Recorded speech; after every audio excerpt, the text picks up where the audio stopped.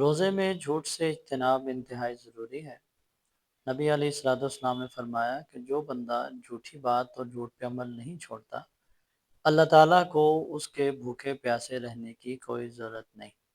اس حدیث مبارکہ کو بھی ذہن نشین کر دیجئے۔